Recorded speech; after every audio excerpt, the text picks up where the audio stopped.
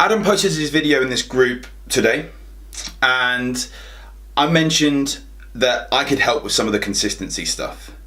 He was going through that. He posted his 100 feeds, his 100 live shows, and then he stopped. He got to his goal and then he stopped, and was wondering why it was a case where he didn't consistently move forward and push to get to that next goal. This is something that I've encountered a hell of a lot with my personal clients. I work on health from the inside out with entrepreneurs, but I don't want this to turn into a pitch or anything like that. This is here based on what I saw from that video. The first thing is consistency. Why do a lot of people, especially in the world we're at, struggle with consistency? Well, we have a recurring theme: I suck at consistency.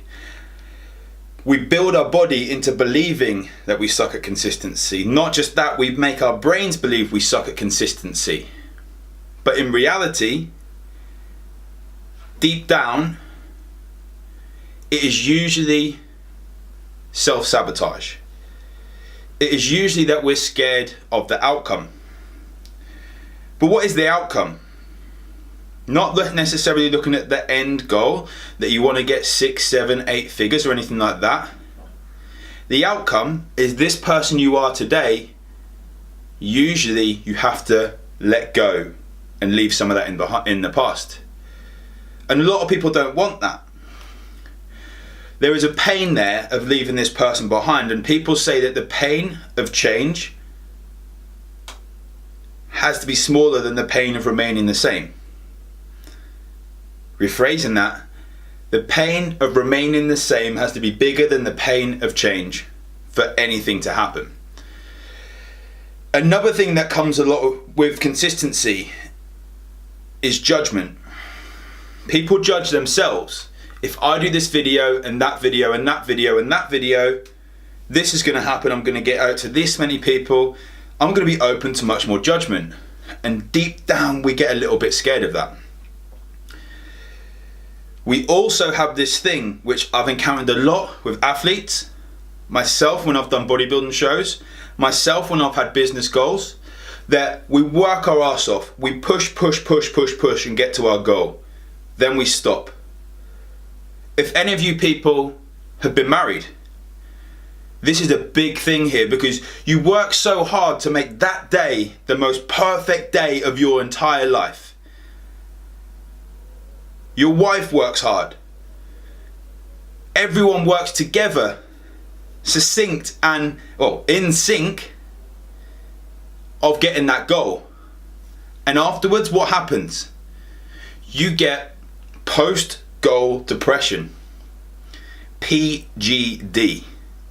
And this is something when I work with clients that I like to dive into their goals. 2 reasons this happened. 1, usually with a wedding, it's not for you. The few people I've known that have been married and then afterwards not got this is because everything in their wedding is not for anyone else but those two people that come united. Their goal is for them. When people have fitness goals, whether it's to drop fat, put on muscle, go to the next OCR event, run a marathon, when I speak to clients about this, I need to make sure their goal is for them. If not, after their goals, their consistency stops. Why? They've done it to prove a point with someone else.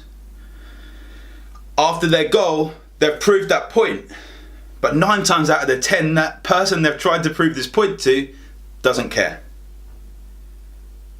The big word here is that, or the big thing, is they are not fulfilled after that goal. So what I speak with clients about is, what are you doing it for? Who are you doing it for? What is going to happen when that goal happens? What is life going to look like if it happens, or when? What would life look like if it doesn't happen? Diving into the feelings. So if you want consistency, you need to know what your life looks like when you get that consistency, and really dive in. Really find out, I'm going to feel like this This is going to be the repercussion of it happening. I'm going to have to let that relationship with that person back there go and drop. It might be a relationship of your former self. But most importantly, consistency usually relates to a goal. But the secret to ongoing consistency is not focusing on that goal, it's having a goal past that goal. And once you get past this goal, having a goal past that goal. Look further ahead than just your short-term goals. In my mind and in my eyes, that is the key to consistency. Thanks for letting me share it, Adam.